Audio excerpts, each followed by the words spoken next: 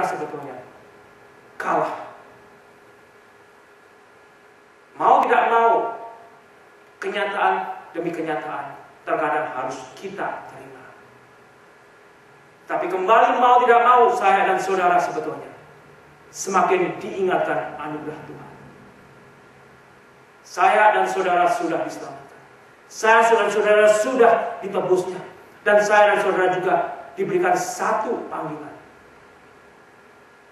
untuk berjuang memberitakan berita terang. Kegelapan itu begitu kuat, saudara. Kegelapan itu begitu ada di depan kita. Dan tantangan untuk melakukan dosa dan kejahatan itu dari jam ke jam, dari hari ke hari, saudara, tidak bisa dielakkan.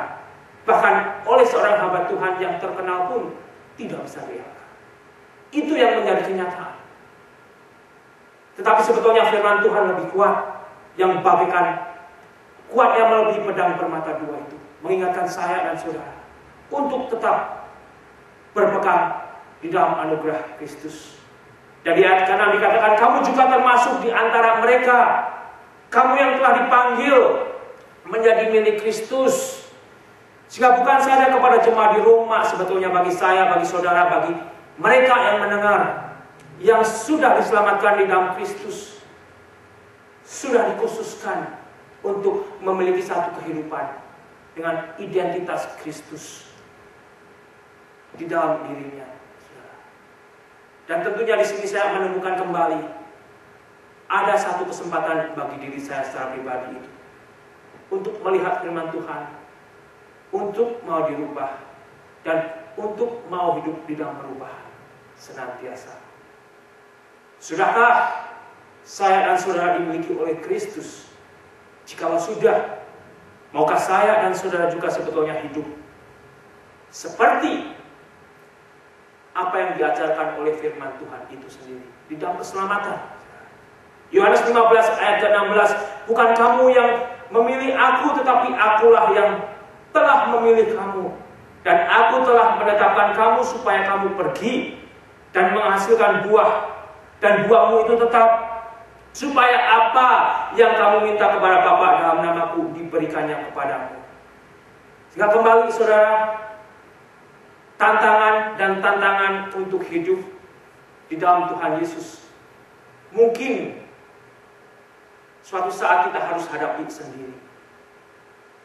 Bahkan untuk mau menyatakan saya dan saudara sebagai orang Kristen di tempat pekerjaan, mungkin saudara dan saya satu-satunya untuk saya dan saudara tidak terbawa arus. Bagaimana saya berbicara, bagaimana saudara berbicara, bagaimana kita bisa mengikuti apa yang mereka lakukan, saudara. Kita, saya dan saudara sudah diselamatkan. Kita sudah dikhususkan bagi Kristus. Sehingga oleh karena itu, kembali untuk saya dan saudara tetap hidup di dalam Yesus. Kepada kamu sekalian yang tinggal di Roma, yang dikasihi Allah, yang dipanggil dan dijadikan orang-orang kudus, kasih karunia menyertai kamu dan damai sejahtera dari Allah Bapa kita dan dari Tuhan Yesus Kristus. Sebetulnya saya dan saudara yang sudah di dalam karunia anugerah keselamatan Yesus Kristus, kita akan memiliki damai sejahtera. Bukan karena apa yang saya dan saudara inginkan itu senantiasa kita dapatkan, tapi kita boleh mengucap syukur karena saya dan saudara sudah diangkat dari kegelapan, sehingga kapanpun saya dan saudara akan mati, kita tahu kemana saya dan saudara akan pergi. Oleh karena itu damai sejahtera itu sebetulnya boleh tumbuh dan menguat. Kembali semakin hari kita boleh melihat, semakin panjang kita hidup, saudara, sebetulnya tantangan untuk sakit hati melihat kegelapan merajalela di sekitar kita. Tetapi biarlah saya dan saudara juga semakin diyakinkan, itulah sebetulnya panggilan. Mungkin di mana saudara berada, saya berada. Untuk terang itu kita bawa. Untuk terang itu boleh menjadi kesaksian melalui hidup pribadi kita masing-masing. Dan kita tahu damai sejahtera Tuhan itu akan dianugerahkan bagi kita yang percaya. Sehingga dari situ saudara, bagi saya sendiri yang boleh membagikan firman Tuhan, bukan hanya membagikan, saya sendiri diingatkan. Karena saya membagikan melalui firman Tuhan, saya juga masih memiliki satu kehidupan yang di dalam daging selama di dunia ini. Saya perlu firman Tuhan, dan saudara pasti perlu firman Tuhan. Oleh karena itu, yang dikasihi oleh Allah saya dan saudara, yang sudah dipanggil dan dijadikan orang-orang kudus, biar kita mulai mengakhiri dari 1 Petrus ayat pertama 14 sampai dengan 19. Mari kita baca bergantian saudara. 1 Petrus 14 sampai dengan 19. 14 saya, saudara 15 19 kita baca bersama. Hiduplah sebagai anak-anak yang taat, dan jangan turuti hawa nafsu yang menguasai kamu pada waktu kebodohanmu.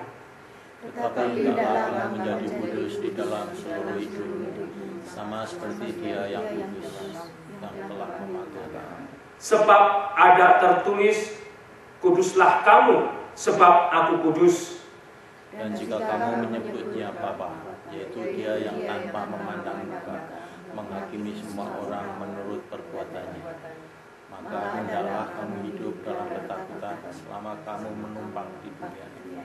Sebab kamu tahu bahwa kamu telah ditebus dari cara hidupmu yang sia-sia, yang kamu warisi dari nenek moyangmu itu, bukan dengan barang yang fana, bukan pula dengan perak atau emas bersama, melainkan dengan darah yang mahal, yaitu darah Kristus yang sama seperti darah anak domba yang tak bernoda dan tak bercacat.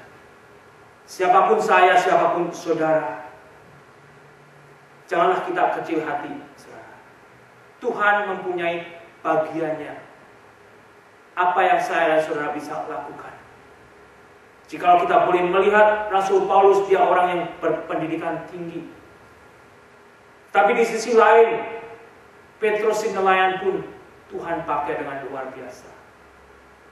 Saya dan saudara, jika saya dan saudara mau memberikan diri lebih lagi, Tuhan tahu bagaimana kemampuan saya dan kemampuan saudara. Tuhan akan memberikan sesuai dengan kemampuan kita. Tetapi pertanyaannya kepada diri saya dan kepada diri saudara, maukah saya dan saudara dipakai? Maukah saya dan saudara hidup di dalam kekudusan? Maukah saya dan saudara menjadi terang? Kiri kanan, bahkan apa yang ada di sekitar kita, dalam diri kita sendiri penuh dengan tantangan kegelapan. Biar saya dan saudara di dalam anugerah Tuhan, di dalam kekuatan Tuhan, bukan di dalam kemauan dan kekuatan manusia kita sendiri, tidak akan sanggup saudara. Dalam pertolongan Tuhan, Tuhan boleh kuatkan dan Tuhan boleh pakai. Mari kita berdoa. Bapak, terima kasih